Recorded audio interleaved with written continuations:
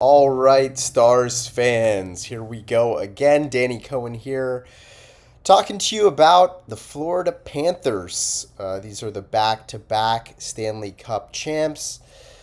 I assume that it's going to be a physical game and a measuring stick for us, especially in that physicality department. How do we stack up against this team who has been so successful with that physical, in your face, nasty style of hockey? So I'm pretty sure Gulletson has this one circled on his calendar for us to take it to that next level. So hopefully see some fun stuff, maybe some little fisticuffs here, little fisticuffs there. One can hope, right? And we're coming off of the overtime loss to Tampa Bay. In some ways, we got lucky to get a point out of it. In other ways, I think we could have actually come out with 2 points had we been a little bit more aggressive on that power play to put Thomas Harley out there.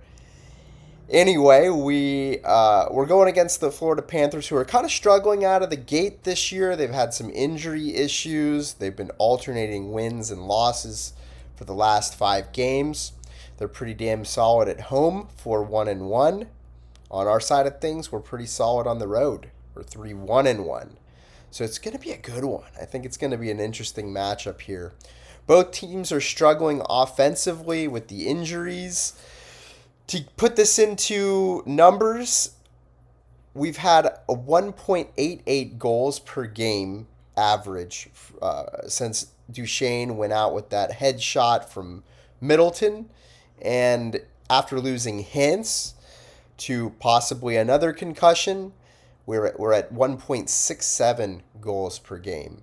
So we're not getting a lot in terms of putting the puck in the back of the net. I think that we have some players who need to step up and fill that gap for us. The biggest one that comes to mind for me would be Bork. Bork had such an awesome preseason. He was lighting it up, just making awesome plays. First and foremost, he's a great playmaker, but I do think he's got a pretty nasty, heavy shot, and that's been underutilized. I think he can score more.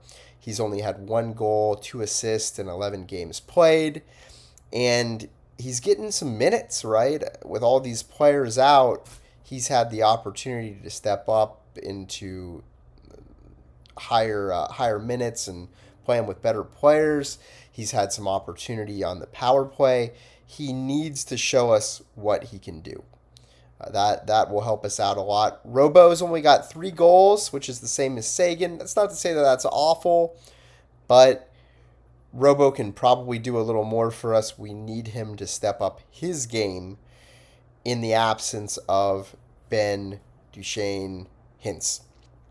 Harley been looking really good offensively, but the goals just aren't coming. I think if we put him on the power play, you're going to see that change. But either way, he's only had 1 goal through the first 11 games, and we need to see more out of him. Rantanen slowed down a little bit, and we need him to step it up. Most of his offense has been coming on the power play. I want to see some even strength superstar form out of that guy. If we can get even 2 of those things to come true between Bork, Robo, Harley, Rantanen, stepping up their game, I think it's going to go a long way for us. So overall, Florida is in the last 5 games is at a 2.4 goals per game. So they're struggling offensively too. For the whole season, Dallas and Florida are 4th and 5th respectively. 4th and 5th worst respectively in terms of goals for per game, almost identical. I want to say one of the players that I'd like to appreciate right now is Roddick Foxa. He's just, I loved him when he first came into our team. I hated to see him go. I know he's not one of the players that is you're looking to step in and fill some of those gaps in our goal scoring, but man, is he's out there. He's heavy. He doesn't make a whole lot of mistakes. To me, he's a better version of Oscar Beck. Um, he's a big old boy at 6'3". Every once in a while, he'll drop the mitts. Maybe we can see some of that out of him here against Florida. Florida is injury riddled as we are. They've got Matthew Tkachuk out on IR. Barkov has been out due to an injury that he sustained in the preseason the whole year. Kulikov is out. He's on IR. Nosek is out. Gadjevich, he's one of their tough guys. Lower line Meat is out as well. For us, Jamie Benn is still on IR with that punctured lung that he's recovering from. He's skating, which is good, but he's not out on. He's not going to be out there for us against the Panthers here. Lundqvist is going to be out for several weeks. We're missing him on defense. He was doing well offensively in the 4 games that he played with us, and hopefully when he does come back, he hits that same stride that he had prior to the injury. Hintz is out. He's not on the road trip, so there's no way that he'll be back in for us. We're missing his offense. We're missing his speed. Duchesne is day to day with that presumed concussion that he had, and Oscar Beck is day to day as well. So Florida's leading scorer is actually this year with the injuries that they've had is Marchand. What a great pickup he was for them at the deadline. He actually just went back to his hometown of Halifax to coach a U18 team. One of his trainers, longtime trainers, their daughter died of cancer at 10 years old. So good on him to step up and coach that team for that trainer of his in his absence. So Marchand has got 5 goals, 6 assists, 11 points in 10 games. So the Rat is still going strong in his later years of his career here. Lundell is behind him with 8 points in 11 games, and Reinhardt has got 5 goals in 11 games, doing pretty well for himself, at least in the goal scoring category. I think he's only got 1 assist, though, so points are at a premium for him. Sam Bennett, slow out of the gate with 1 goal, 1 assist, 11 games. They definitely need him to step up. Bobrovsky's doing pretty well at a .903 for the year. His career average is .914, so there's definitely room for improvement there. He's one of the best goalies in the league. Dallas is 13th in goals against per game now. Our defense is slowly creeping up, 2.9 goals against per game, so that's getting under that 3 mark, which is where you want to see it to win hockey games. That's good to see. Florida is a touch better, 9th in the NHL at 2.7 goals against per game. Dallas is the number 5 power play at 28.9%. We're going up against a middling penalty kill from Florida at 79%. Florida, their power play is also middling at 20.5%, good for 16th in the NHL, the same as their penalty kill.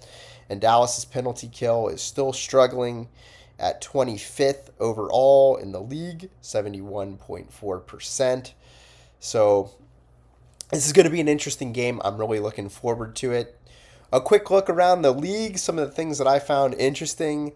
Going to Pittsburgh, Sidney Crosby still got it.